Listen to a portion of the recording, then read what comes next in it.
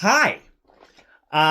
It's funny. I make a little video last week about a whole bunch of teams I root for, and when I talk about these guys specifically, I make a comment that, I think the James Franklin era will probably end, but I don't think nobody will buy him out at this point, right? With the amount that he's owed.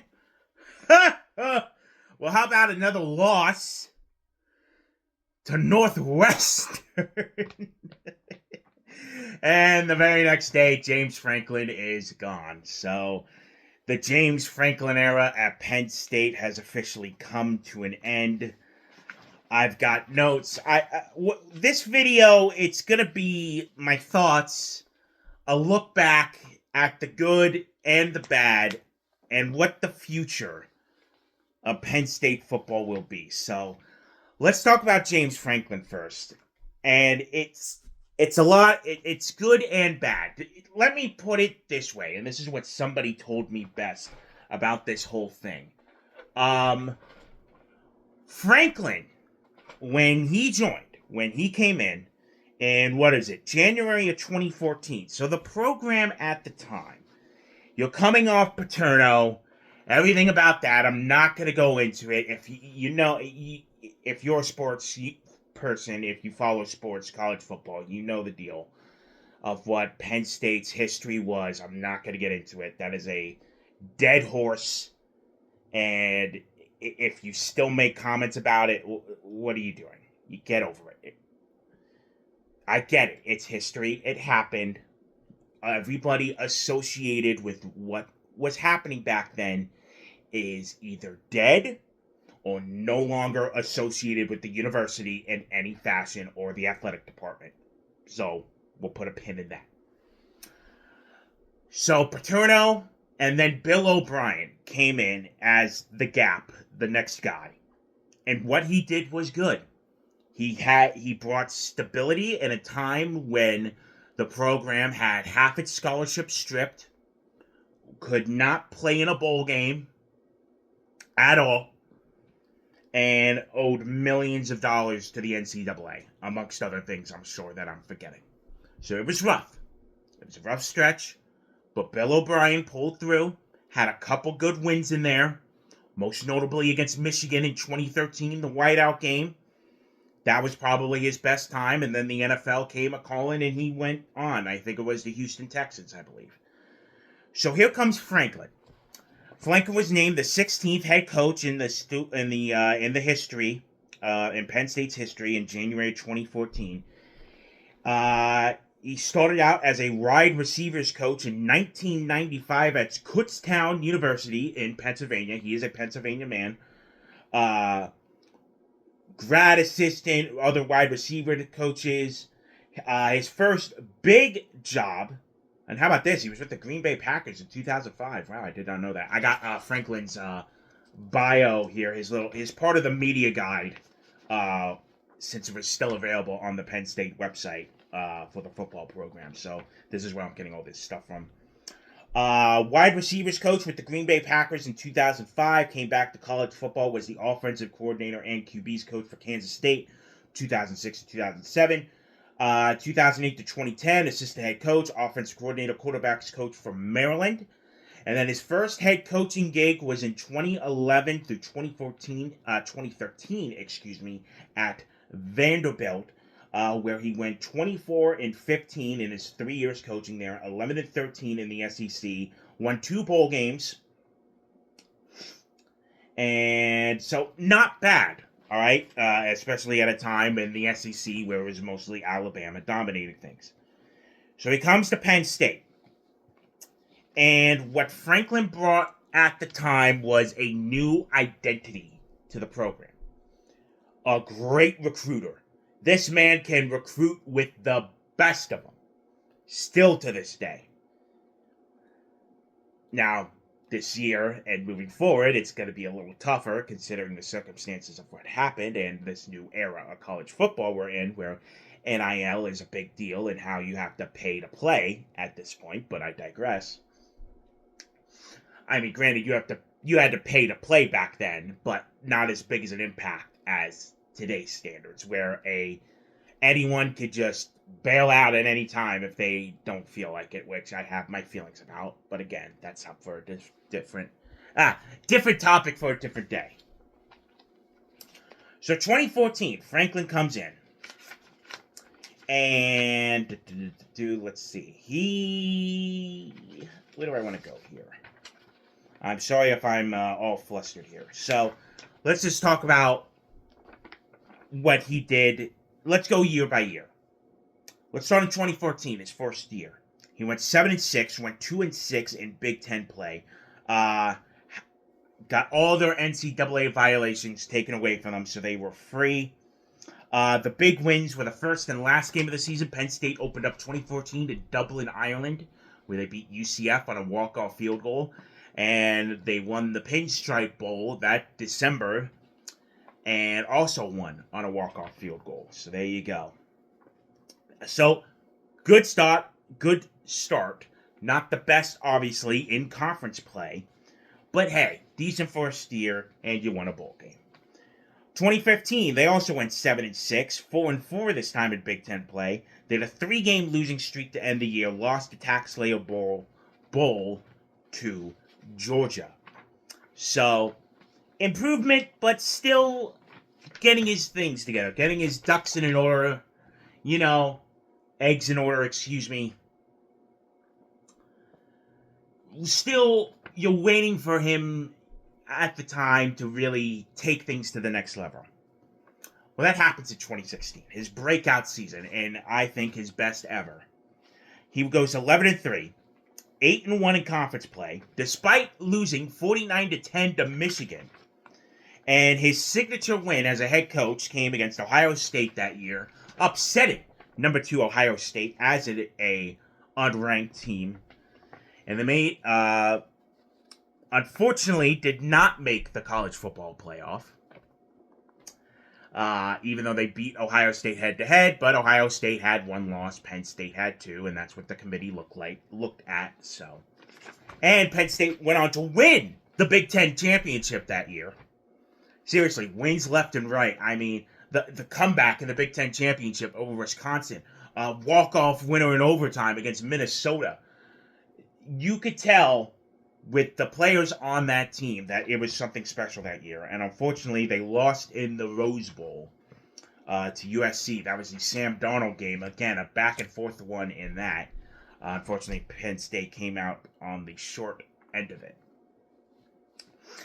2017. All right, so you're coming off his best year. Let's go. Let's see what you can do now moving forward. Well, 11-2, 7-2 in Big Ten play. This would be the norm moving forward for the rest of his time, and beginning the unfortunate stretch of, for better or worse, failing to win against top quality opponents, which we'll get to at the end of this, and the reason why he had to be let go. Won the Fiesta Bowl over Washington that year. 2018, 9-4, 6-3 in the Big Ten. Lost to both Ohio State and Michigan. So again, no favors in trying to match up against that upper echelon of Big Ten opponents. Lost the Citrus Bowl to Kentucky that year. 2019, again, 11-2, 7-2 in Big Ten. They beat Michigan that year. Lost to Ohio State again. And unfortunately, the other Big Ten loss was to Minnesota. That one magical year for Minnesota where Penn State just ran into him at the wrong place and the wrong time. Luke Fickell. Oh, wait, not Luke Fickell. Oh, I forget the coach's name. Oh, I hate that I can't remember this.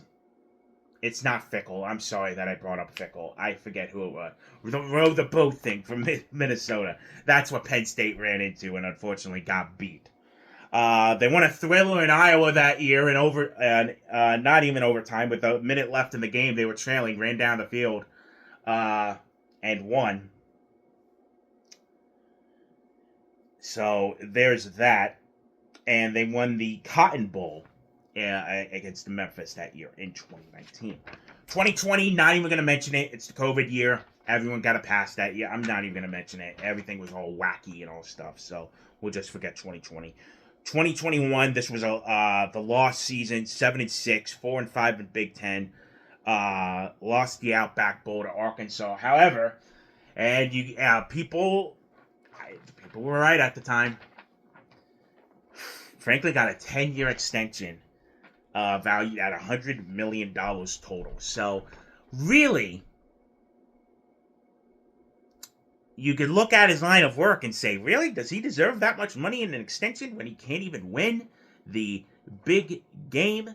So, It was an interesting contract. There were rumors everywhere he would leave, but Penn State paid to keep him, and well, now today it didn't work out, and had to pay him a lot of money to let him go. So, 2022, probably his second best season, 11-2, 7-2 in the Big Ten again. Cannot beat Michigan, Ohio State. Same old, same old.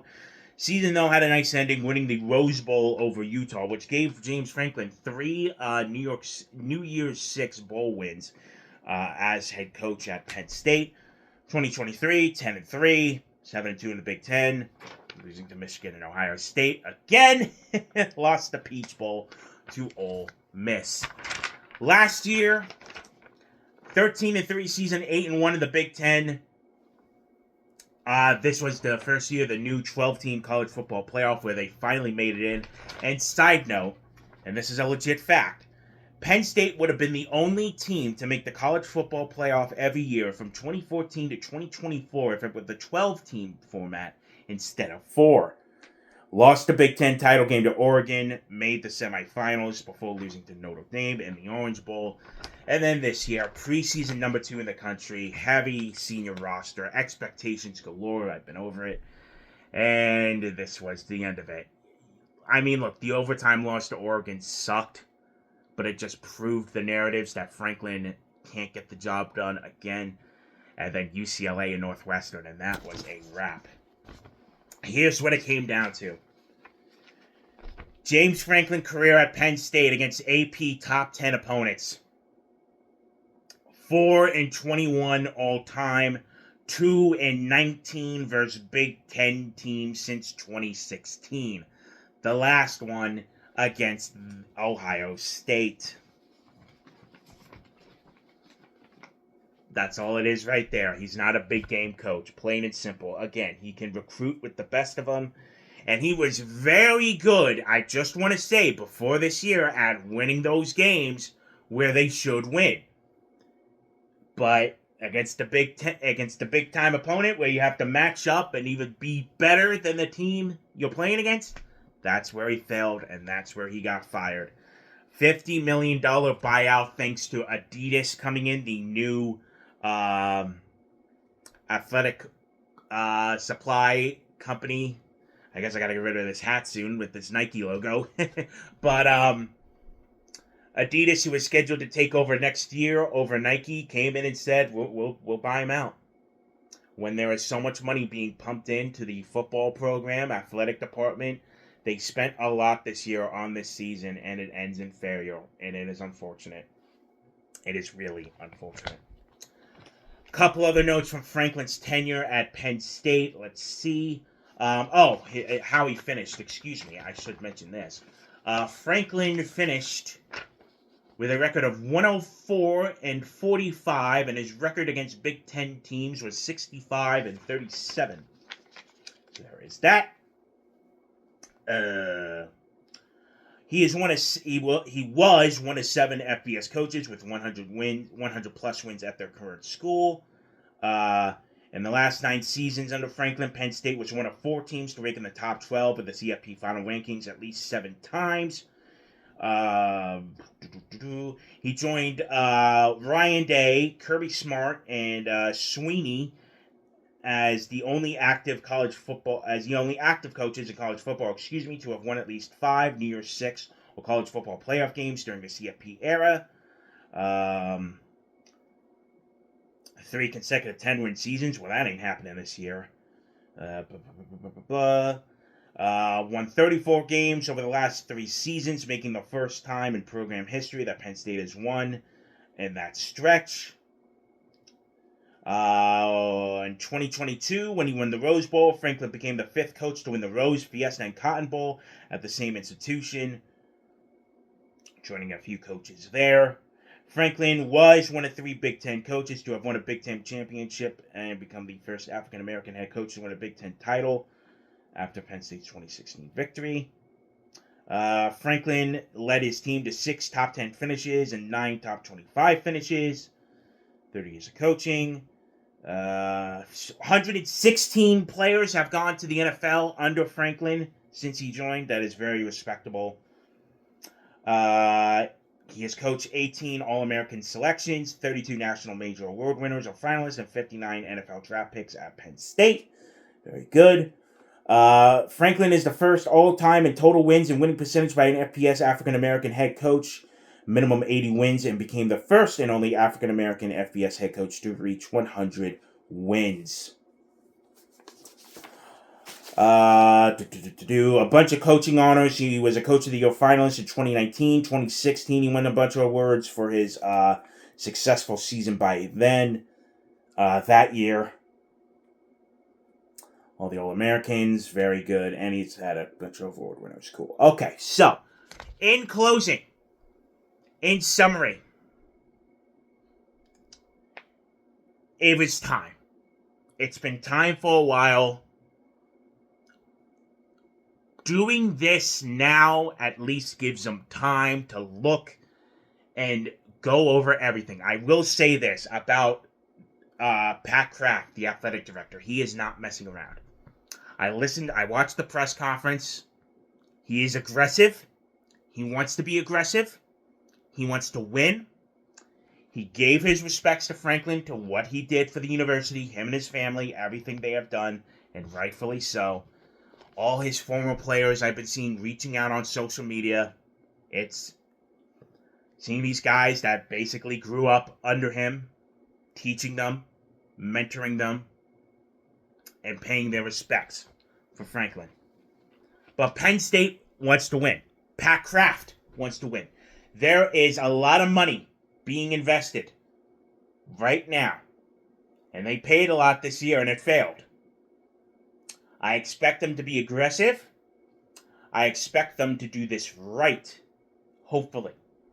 Not just get a guy that has Penn State ties. As I've been reading some rumors. Go and try and get the best guy.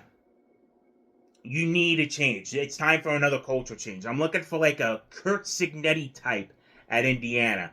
A Dan Lanning at Oregon. Get one of those guys. Bring them in. Bring Penn State to the modern era. Which they've done a pretty decent job, but it was time for Franklin to go. And see what you can do to move us into the next phase. It's going to be rough, I think. I think it's going to, depending on who they hire, it's going to be, I think it's going to be a bumpy start. Because now you have to convince recruits to try and come back. A lot of guys have decommitted. It's bad. It's really, really bad. So now you have to try and get some goodwill back with recruits, the fans. What this season will be, it's probably going to be a bust at this point, and I feel bad for the guys on that team, especially the seniors who came back. And some of them have mentioned it. You know, they were talking to some of the guys, and they said, we failed.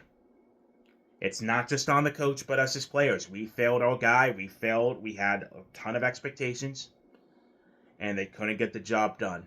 And they did the exact mold that all these other teams did that won national championships the past couple of years. You look at Michigan, you look at Ohio State. What was the key to those teams? Bringing back veteran guys and running with it. Well, that failed for us. So, we'll see what happens. It sucks. It sucks. It's truly the end of an era. I wish James Franklin the best in what he does, him and his family. What will they do? I don't know. I mean, he just got $50 million. Maybe he just sits around for a little bit, sees what happens. But I think the Penn State job, outside maybe Florida, I'm hearing, is another one that could be looking for a new coach. Will probably be one of the top jobs in the country. but you're going to have a lot of work to do, especially with the amount of seniors leaving after this year to try and rebuild the program. So we'll see. Hopefully they get the right guy, the smart hire, and we'll go from there. But, James, thank you for everything you've done for this university. Thank you for bringing us to the level where we are at. It sucks, but it's time for something new, time for something different, and I hope it's the right choice, whatever it is. So, that's going to do it for this one. Thank you so much for watching. My name is Trevor, and I'll see you for the next one. Hopefully, they get the right person for the job, whoever it is.